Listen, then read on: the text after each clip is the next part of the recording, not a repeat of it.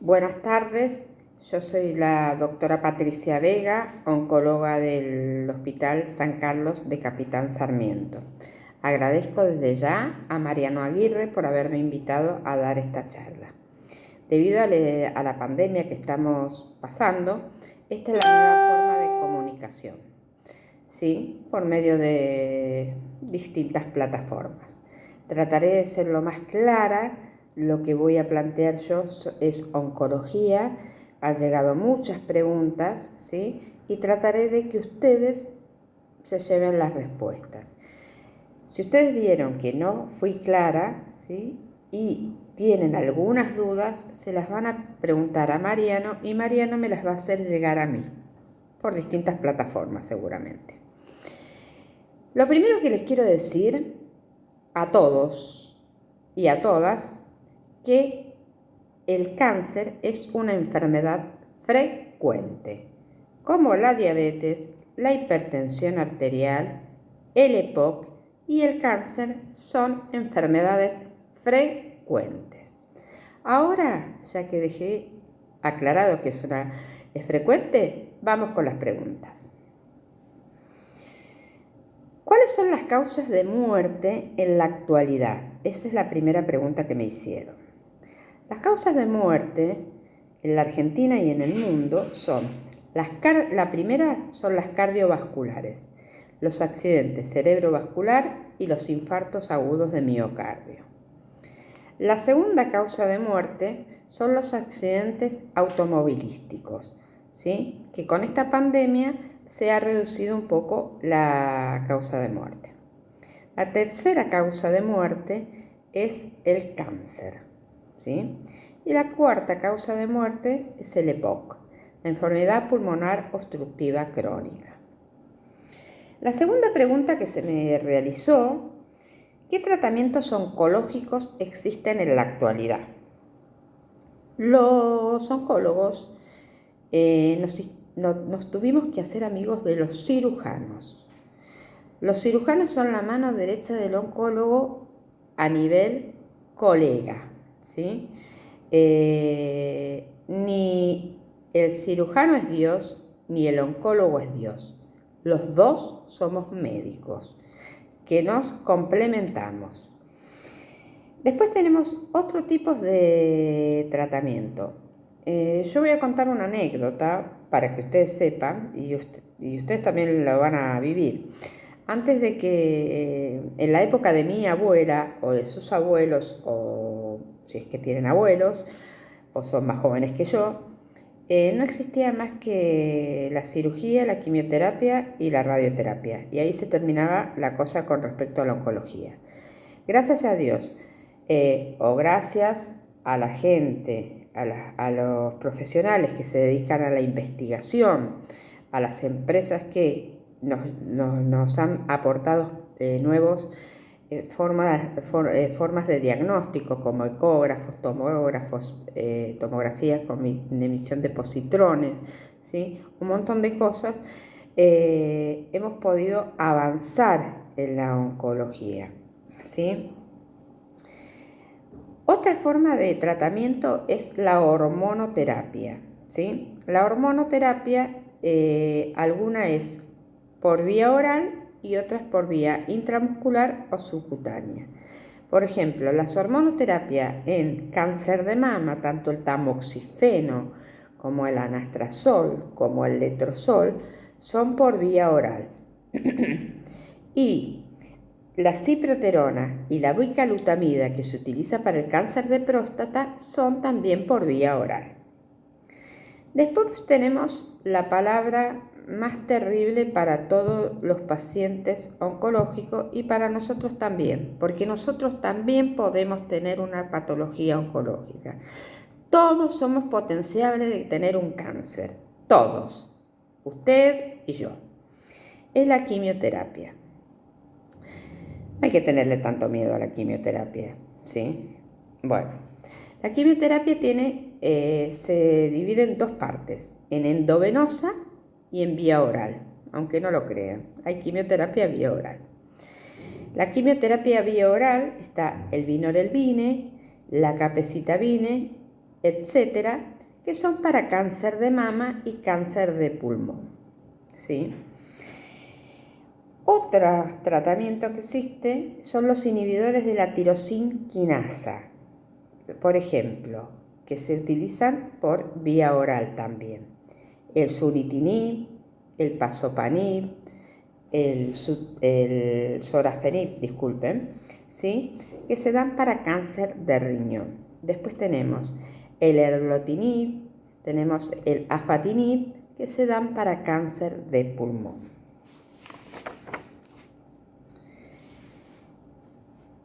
La vedette de los últimos 5 años en la oncología es la inmunoterapia. La inmunoterapia se da endovenosa, ¿sí? Y se da para ciertos tumores. Yo voy a nombrar las inmunoterapias que tenemos ahora en la Argentina y después voy a decir a qué tumores se les puede dar. Tenemos el pembrolizumab, el Tecentriq, el ipilimumab, y son para determinadas patologías. No son para todas las patologías, son para cáncer de pulmón, para cáncer de vejiga o para melanoma. Después tenemos otro tipo de tratamiento que se llaman inhibidores checkpoint, que es el nivolumab, que también se da endovenoso y sirve tanto para cáncer de pulmón, para cáncer de vejiga, ¿sí? Y no recuerdo otro, ¿sí? Y después tenemos inhibidores de las citoquinas, también son bastantes nuevos y se dan vía oral. Los más conocidos son el palbociclib y el ribociclib, que se dan en cáncer de mama. Después tenemos análogos LH-RH, como el acetato de leuprolide o el goserelin, que se dan intramuscular o subcutáneo para cáncer de próstata. Otro tratamiento que tenemos a nivel oncológico es la radioterapia. La radioterapia también es uno de los tratamientos muy importantes en la oncología, tanto para mama, tanto como para pulmón, tanto como para próstata, tanto como para recto, tanto para tumores de cabeza y cuello, tanto para tumores de lengua, ¿sí? Y también la radioterapia puede ser paliativa cuando el paciente está avanzado, ¿sí? Y tiene o una hemoptisis, ¿sí? Que se le puede dar un flash hemostático para que deje de sangrar, o cuando tiene una metástasis por un cáncer de próstata o de mama o del que sea en la cadera y le duele mucho la cadera y se llama radioterapia antálgica para disminuir el dolor. La tercera pregunta que se me realizó Mariano fue efectos adversos de todos estos tratamientos. Obviamente todos los tratamientos tienen efectos adversos, ¿sí? Vamos a ir aparato por aparato, ¿sí? A nivel gastrointestinal, los efectos adversos más frecuentes son las náuseas, los vómitos, las diarreas, el síndrome ácido sensitivo, la constipación y las mucositis. A nivel de piel y fáneras, ¿sí? tendremos el síndrome mano-pie, eritema, acné y rash. Me quiero detener un poquito en el rash, ¿sí? Porque el rash puede ser tardío o puede ser inmediatamente. Hay con ciertas drogas como el erlotinib, que el rash todos los tomamos como un efecto adverso, pero el oncólogo lo toma aparte como un efecto adverso, como una respuesta al tratamiento. Cuando aparece el rash, quiere decir que le está yendo mejor al paciente con respecto al tratamiento que le estamos haciendo. Acá también me voy a detener un cachito para explicarles algunas cosas de lo que le pasa al paciente a nivel psicológico. A nivel del cuero cabelludo puede tener urticarias, ¿sí? Nodulitos a nivel de la cabeza, ¿sí? Que son un poquito molestos, les voy a ser sincera. Pero lo que más le duele a una paciente oncológica, cuando tiene cáncer de mama y tiene que hacer una quimioterapia con una droga que se llama doxorubicina, es la alopecia. La paciente en ese momento le decimos, te vas a quedar pelada, y la paciente se larga a llorar. Hay que contener al paciente diciéndole que van a pasar 4 meses, que va a estar sin cabellera y que hay muchas formas de llevar esta enfermedad. Una es la peluca, otra es el pañuelo. Ustedes me verán en el hospital siempre con un pañuelito acá, un pañuelito o una pashmina en el cuello, ¿sí? Que son que ir a la quimioterapia o hacerse un tratamiento oncológico no es ir a acostarse a la cama, sino que uno tiene que ir pintada de la mejor manera, ¿sí? Eso sí, en ese sentido yo soy de no vestirse de negro, vestirse de colores, ¿sí? Pintarse, peinarse las que se pueden peinar, y las que no tienen, y las que tienen alopecia, ponerse o la pashmina en la cabeza. Nosotros tenemos grupos en Capitán Sarmiento que les enseñan a pintarse, les hacen masajes, les hacen escuchar música, les hacen pintar cuadros, que es una gran ayuda. Desde ya muchas gracias a ese grupo. A nivel neurológico, cada droga tiene una actividad a nivel de determinados órganos, ¿no?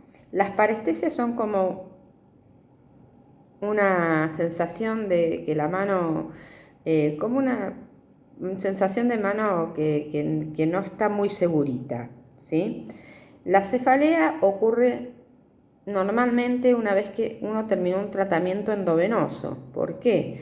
Porque nosotros en el tratamiento endovenoso lo que hacemos es cargar de líquido al cuerpo, discúlpenme, y esa carga de líquido, tanto de solución fisiológica como de destroza, también pasa un poquito a la cabeza, y el paciente lo que se siente es un poquito embotado.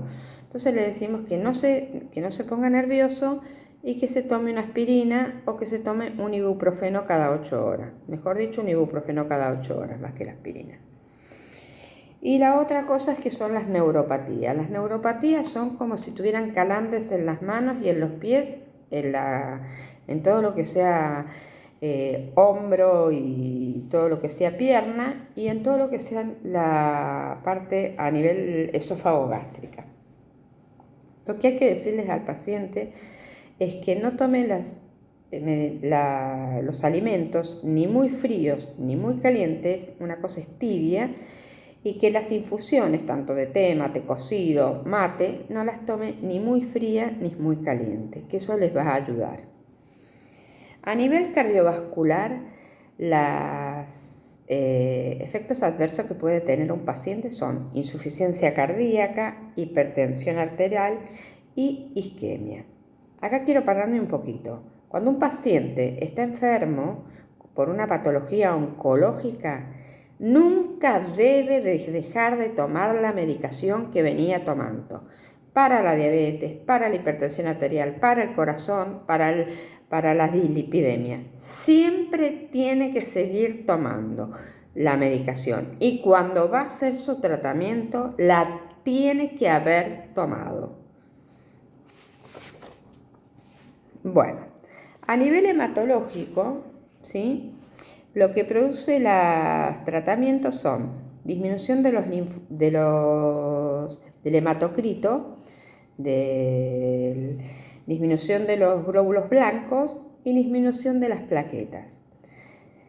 Siempre que nosotros vamos a hacer un tratamiento oncológico, un día antes de aplicarle la medicación, tenemos que tener un análisis de sangre con estos valores, es decir, un hemograma, ¿sí?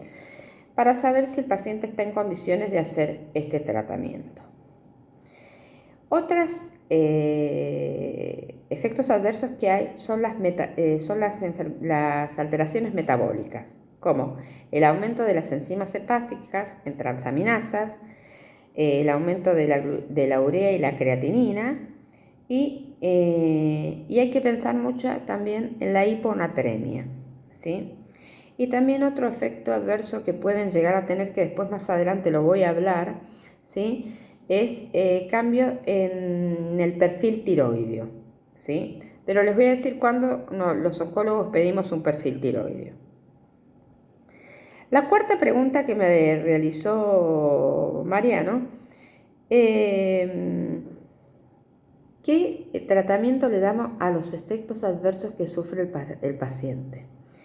A nivel gastrointestinal, yo siempre, o todos los oncólogos que empezamos una quimioterapia, le indicamos omeprazol mientras dure la quimioterapia, todos los días omeprazol, ¿sí? Como un gastroprotector.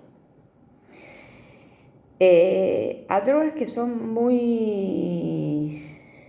que son eméticas, como por ejemplo la doxorubicina, le indicamos ondansetron y dexametasona por 3 días. Todas son vía oral, Todas son vía oral. Es decir, de 8 miligramos por 3 días. También le indicamos Reliberan si tiene náuseas, ¿sí? Y con respecto a las comidas, yo soy bastante permitiva en las comidas, pero hay algo que no permito mientras estás haciendo un tratamiento de quimioterapia, es que las verduras y las frutas tienen que estar cocidas o hervidas. No me vengan con la ensaladita ni nada por el estilo. Verduras cocidas o hervidas, ¿sí? Otro que nos va a ayudar en los efectos adversos a nivel de la piel son las cremas con vitamina A, ¿sí? No depilarse en las zonas donde fueron operadas, ¿sí? O no depilarse en las zonas donde van a ser irradiadas, es decir, donde van a recibir radioterapia. A nivel neurológico, estas parestesias y esto de las parestesias y esta neuropatía periférica, yo les digo que agarren una pelotita de plástico, que justo yo no la encontré porque tengo un gato, pero que anda con la pelotita de acá para allá, que es que hagan esto, ¿sí? Con el pie, como no lo pueden hacer, pero con las manos pueden hacer este ejercicio, ¿sí? O tomar un complejo de vitamina, ¿sí? De vitamina A, el complejo vitamínico B, el complejo vitamínico, el vago, sí, voy a decirlo así porque no me sale. ¿Qué controles debemos hacer cuando un paciente está haciendo quimioterapia o hormonoterapia o inmunoterapia o radioterapia? Tenemos que hacer control de hemograma, de glucemia, de urea, de creatinina, ionograma, porque por la anatremia que ya le dije, la hiponatremia que pueden llegar a sufrir los pacientes, el calcio, y en ciertas drogas nosotros pedimos un perfil tiroideo. Esas ciertas drogas son las drogas que damos a nivel pulmonar, ¿sí? Que son, yo en algún momento de la charla al principio, ¿no? Hablé de la inmunoterapia. La inmunoterapia tiene como efecto adverso producir hipertiroidismo o hipotiroidismo. Y el paciente sentirse cansado, no por la quimioterapia o por el tratamiento, sino porque tiene un síndrome de hipotiroidismo. Cuando el paciente tiene un síndrome de hipotiroidismo o de hipertiroidismo, hay que pedir una interconsulta con un endocrinólogo. Otra pregunta que surgió es ¿a qué se llama hospital de día? ¿Sí? Es un lugar confortante donde tenemos 4, nosotros en el hospital de día de Capitán Sarmiento tenemos 3 sillones. Es un lugar confortante donde tenemos colores, donde ponemos música, donde tenemos un LCD donde tratamos de no poner noticieros, sino poner otros programas, donde se prepara la quimioterapia y donde se aplican los tratamientos oncológicos, ya sea de quimioterapia, de inmunoterapia, ¿sí? Y donde tenemos esta ayuda de esta gente que es una ONG, que les enseña a pintarse a los pacientes, pintar cuadros, donde les enseñan un montón de cosas. La séptima pregunta que me hicieron es: ¿un paciente debe permanecer internado en el hospital de día o en sala o en clínica médica? Depende el tratamiento que vaya a realizar. Normalmente en el hospital de día, ¿sí?, el paciente, de acuerdo al tumor que tenga, puede estar entre 15 minutos a 4 horas, ¿sí? Hay ciertas patologías, como por ejemplo el cáncer de testículo, donde debemos hacer un tratamiento que se debe quedar internado. La patología del cáncer de páncreas, de acuerdo al esquema de quimioterapia que elijamos, se tiene que quedar internado por 3 o 4 días. Una pregunta que es muy habitual en el consultorio: luego de jugar a la pelota, o luego de caerme de una escalera, o luego de pegarme en la bañera, me apareció un bulto. No, el bulto apareció porque tenía que aparecer. El bulto ya estaba, no nos dimos cuenta ni nada. Es decir, que nada aparece por un golpe. El cáncer aparece porque tiene que aparecer. No, esto es un mito que hay que sacárselo de la cabeza, ¿sí? Otra pregunta que me realizaron: ¿qué estudios se pueden realizar para prevenir el cáncer en etapas tempranas? ¿Sí? Y nosotros hacemos campaña de mamografía y ecografía mamaria a partir de en las mujeres a partir de los 40 años, ¿sí? Otros estudios que se hacen como screening, ¿sí?, es el PSA y la ecografía prostática a partir de los 50 años en el hombre. Y una videocolonoscopía a partir de los 50 años. Esos son los estudios que uno y me olvidé de uno más importante que siempre Tita Merelo lo dice: muchachas, hágase en el Papa Nicolau, ¿sí? Y eso es real. El Papa Nicolau hay que hacérselo una vez al año. Y eso no tiene que ver con la edad, porque tiene que ser desde la adolescencia hasta los 70 años. Otra pregunta que me realizaron fue: ¿la quimioterapia afecta la fertilidad? Bueno, yo primero me voy a referir a una cosa que no es fertilidad, sino es erección. Erección. Una sola quimioterapia afecta la erección, o un solo tratamiento afecta la erección en el hombre. Es el tratamiento del cáncer de próstata, ¿sí? No es lo mismo la erección que la fertilidad. La erección es cuando tenemos erección del pene, ¿sí? Y la fertilidad es cuando no podemos tener hijos, ¿sí? Si la erección en un paciente que está cursando un cáncer de próstata, sí se ve afectada, y ahí hay que pedir ayuda al urólogo, porque él tiene ciertas drogas que pueden llegar a ayudarlo al paciente. Sí, la quimioterapia y estos tratamientos afectan la fertilidad. Cuando entra una paciente joven entre 18 años y 50 años, en la anamnesis lo primero que le preguntamos es si tiene hijos, ¿sí? Bueno, nos dice sí, no, que nos dirá la respuesta que nos tendrá que decir. Y la segunda pregunta que va asociada a esa es: ¿deseas tener hijos? Si la respuesta es sí, bueno, le tenemos que decir que tiene que hacer preservación de óvulos.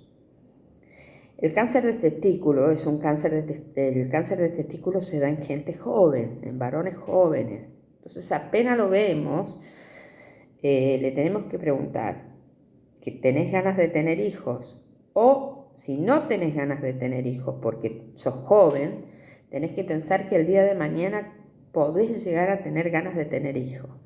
Tenés que hacer preservación de esperma en un banco de preservación de esperma. Lamentablemente, esto las obras sociales no lo cubren, pero hay ciertos lugares como Fecunditas que puede salir un poco más económico. Una pregunta que me hizo Mariano es cómo vivir con esta patología. Yo voy a explicar una curva que voy a tratar de mostrarla, pero no sé si me va a salir. Cómo vivir con esta patología es dándose la mano con la patología misma. Yo cuando salgo al consultorio, ¿sí? Y tengo 25 pacientes, o tengo 10, o tengo 15, me dicen, no, porque yo tengo cáncer, yo tengo cáncer, yo tengo cáncer, yo tengo cáncer, yo tengo cáncer. Sí, ya sé, a mí no me vienen a ver porque tengo una angina, A mí me vienen a ver todos me vienen a ver por lo mismo, porque tienen cáncer, ¿sí? Entonces uno tiene que tratar de abuenarse, de hacerse amigo de la patología, ¿sí? De agarrarse de la mano, ¿sí? Y convivir con eso, convivir con ella continuamente. Nos vamos a enojar, nos vamos a pelear, ¿sí? Pero la vamos a pasar mejor. Hay una U, ¿sí? Que es la etapa del duelo, ¿sí? Que yo siempre la trato de explicársela a los pacientes oncológicos y a los no pacientes oncológicos. Nos puede pasar a los que no tenemos una patología oncológica ahora, pero más adelante la podemos llegar a tener. La primera, cuando a uno le entregan la biopsia, es el shock emocional, ¿sí? Que no sabe qué hacer, ¿sí? Entonces le explicamos qué es lo que tenemos que empezar a hacer. Después viene la etapa de la negación y el rechazo a la enfermedad. La negación de no querer ir al consultorio a escuchar a la doctora o al médico oncólogo qué le va a decir. Y el rechazo a la enfermedad, de no querer escuchar a los familiares. Después viene la ira y el enfado. No les voy a contar que varias veces me han pateado la puerta del consultorio y me han tirado las pastillas arriba de la mesa.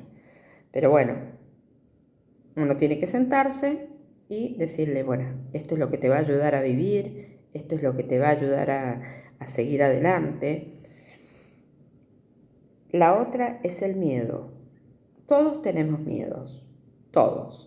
En este momento, la Argentina y el mundo tienen miedo al coronavirus, ¿sí? Entonces, ¿cómo es el manejo del miedo? Yo siempre a los pacientes les pregunto si quieren hacer terapia. Algunos me dicen que sí, otros me dicen que no. Los que me dicen que sí, intentamos derivarlo a un centro de salud mental, ¿sí? Para que los atienda un psicólogo.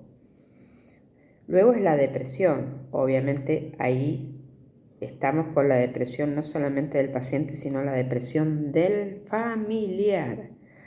¿Sí? Yo me recuerdo una vez una pregunta que me hizo mi hija: mamá, ¿qué es lo más difícil de manejar en la oncología? Y yo le dije, los familiares. Porque los familiares se deprimen más que el paciente. El paciente entrega el brazo, la vida, todo como para salvarse. Y los familiares ya me los están enterrando como si se fueran a morir ya. No. La depresión también sugiero que busquen un psicólogo como para poder afrontar esta situación de angustia y todo. Luego viene la aceptación, ¿sí? El renacimiento y el equilibrio emocional, donde el paciente viene riéndose a la consulta, viene riéndose a la quimioterapia. Una pregunta que me hice yo: ¿cuáles son las urgencias En la oncología, es la última pregunta, les voy diciendo. Y esas urgencias en la oncología, no hay que pensar que voy a llamar a la doctora, que me voy a poner en comunicación con el clínico, ni nada. La urgencia en oncología es recurrir a la guardia, ¿sí? La neutropenia febril, que es el efecto adverso no más frecuente, pero es un efecto adverso que se puede dar, es una urgencia en la oncología. Tiene que recurrir a la guardia, decir, tengo cáncer de pulmón, supóngase, acabo de hacer quimioterapia y tengo fiebre. Ya los médicos de guardia saben qué hacer. Otra es la compresión medular, ¿sí? Ustedes ya lo saben, pero no se los voy a explicar, que o defecan o se orinan encima. La anuria, la nasarca, la ictericia y la coluria, la sepsis, la trombosis venosa profunda, el tromboembolismo pulmonar, el síndrome de vena cava superior. Todas estas son causas que son las urgencias en oncología y que no hay que esperar al oncólogo, hay que recurrir a la guardia, ¿sí? El médico de guardia siempre en el Hospital Capitán Sarmiento y en los demás hospitales se pone en contacto con el oncólogo y vamos diciendo cómo es el manejo. Un mensaje final. Estamos en época de pandemia donde todos creemos que si nos agarra el coronavirus nos vamos a morir. Y los pacientes oncológicos les pasa lo mismo. Creen que si les agarra el coronavirus se van a morir. Los pacientes oncológicos deben seguir sus tratamientos en tiempo y forma, ¿sí? Porque no los va a matar el coronavirus, pero van a progresar en su enfermedad si no hacen el tratamiento como corresponde, cosa que no se está haciendo por esta pandemia. Eso sí lo recomiendo.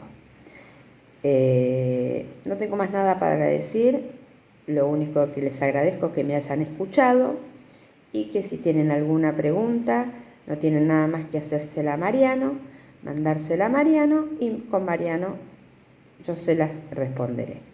Y si se les surge otro tema, ¿sí?